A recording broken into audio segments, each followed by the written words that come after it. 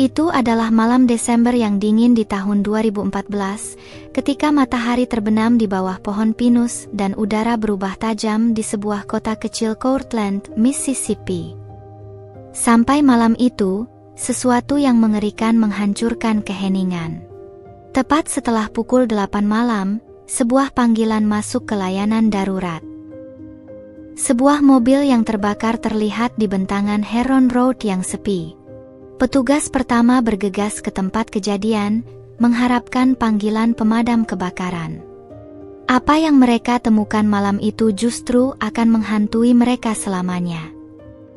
Terhuyung-huyung dari mobil yang terbakar yaitu seorang wanita muda, seluruh tubuhnya tertutup luka bakar, lebih dari 98% kulitnya hangus. Dia hampir tidak dapat dikenali, pakaiannya hampir hancur, rambutnya terbakar.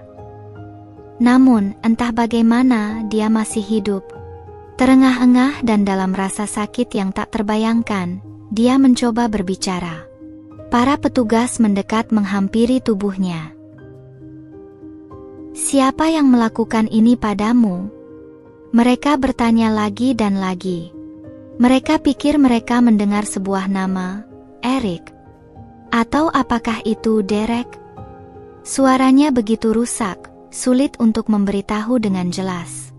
Tetapi itu adalah petunjuk, dan mungkin petunjuk terakhirnya.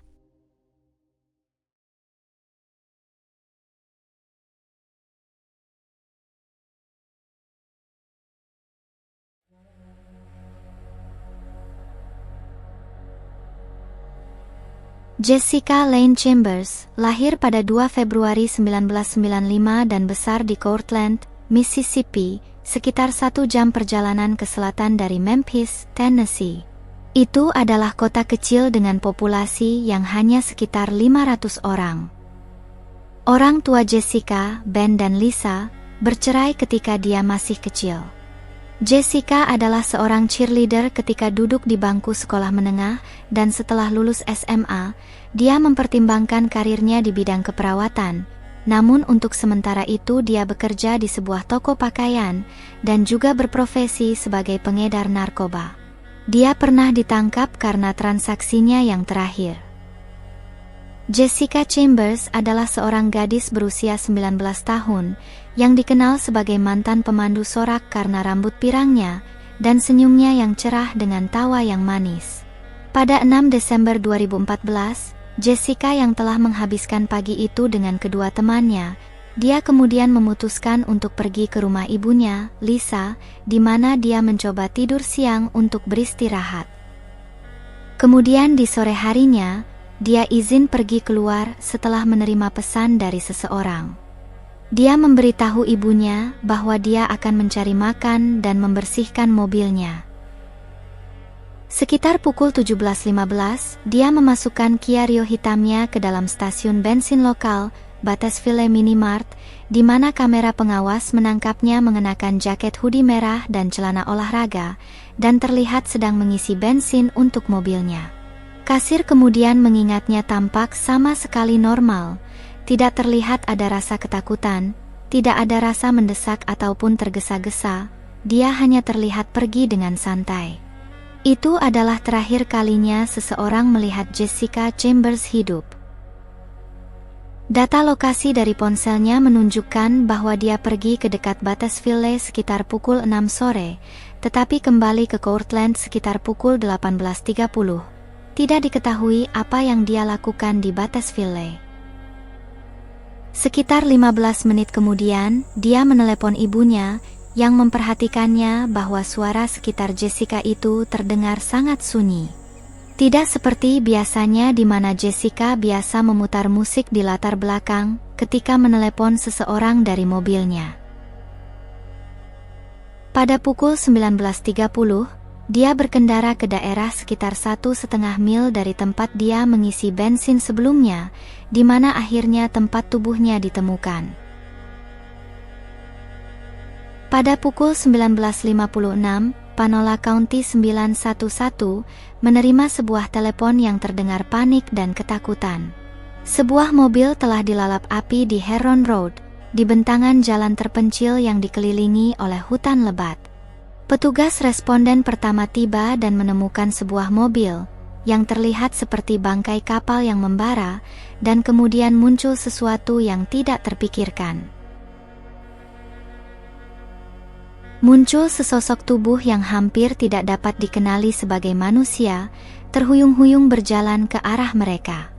Tubuh itu terbakar lebih dari 90% dan sosok itu ternyata adalah Jessica. Tubuh Jessica terbakar mengerikan, kulitnya menghitam dan mengelupas, rambutnya hilang serta bibirnya meleleh. Namun entah bagaimana, dia masih bisa berdiri. "Siapa yang melakukan ini padamu?" teriak seorang petugas di atas api yang berderak. Tanggapan Jessica tidak jelas, suaranya terdengar sangat menderita, tetapi ini akan menjadi inti dari penyelidikan.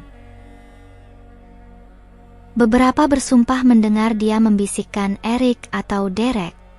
Yang lain bersikeras itu terdengar seperti "help me" atau bahkan terdengar "they hurt me". Luka bakar telah menghancurkan tenggorokannya dan mendistorsi kata-katanya, dan kemudian dia pingsan. Setelah Jessica tidak menyadarkan diri, dia segera dilarikan ke rumah sakit di Memphis, Tennessee. Dia bertahan hidup selama berjam-jam sebelum menyerah pada luka-lukanya, dan dia meninggal di sana keesokan harinya pada 7 Desember. Koroner memutuskan kematiannya sebagai pembunuhan dan menyimpulkan bahwa dia telah disiram dengan cairan yang mudah terbakar dan membakarnya. Tapi mengapa dan oleh siapa? Polisi berusaha memahami apa yang telah terjadi dan mencoba mengawali penyelidikan dengan memeriksa serta melacak riwayat telepon Jessica. Data telepon Jessica mengungkapkan sesuatu yang menarik.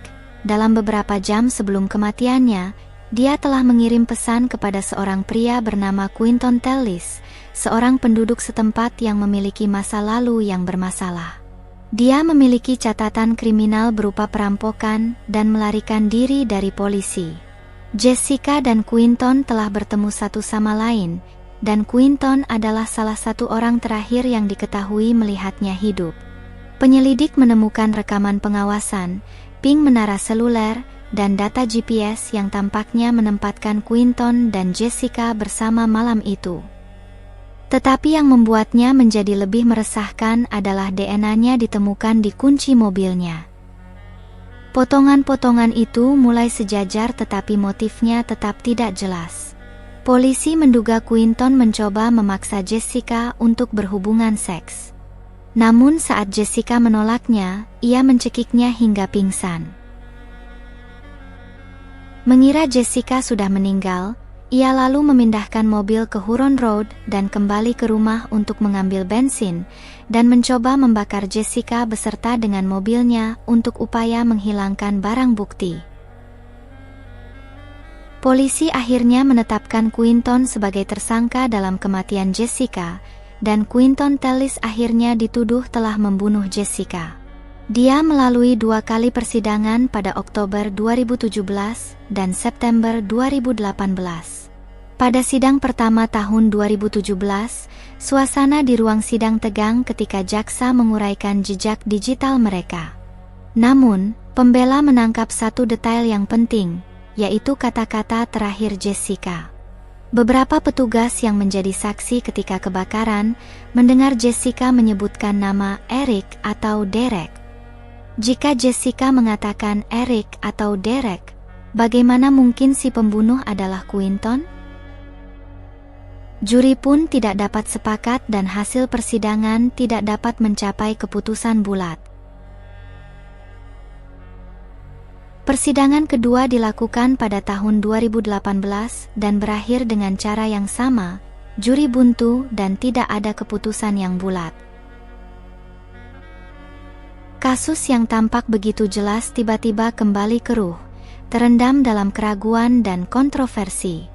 Saat debu mereda di Mississippi, sebuah pengungkapan mencengangkan muncul dari Louisiana. Di Monroe, seorang wanita muda lainnya bernama Mei Chen Xiao seorang mahasiswi Taiwan yang telah dibunuh dengan kejam pada tahun 2015. Pembunuhannya juga belum terpecahkan.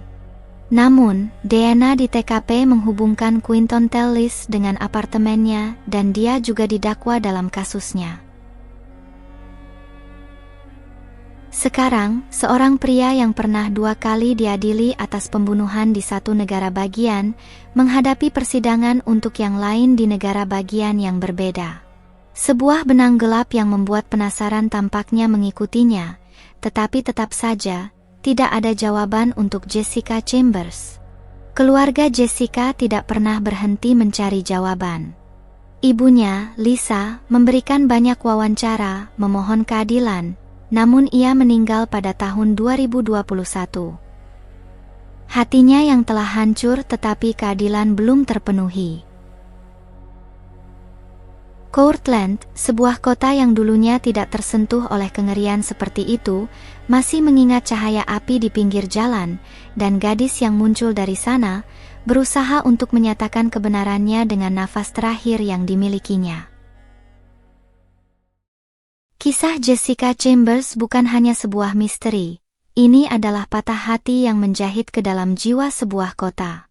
Dan di antara asap dan keheningan, sebuah kebenaran tetap tersembunyi, menunggu untuk ditemukan.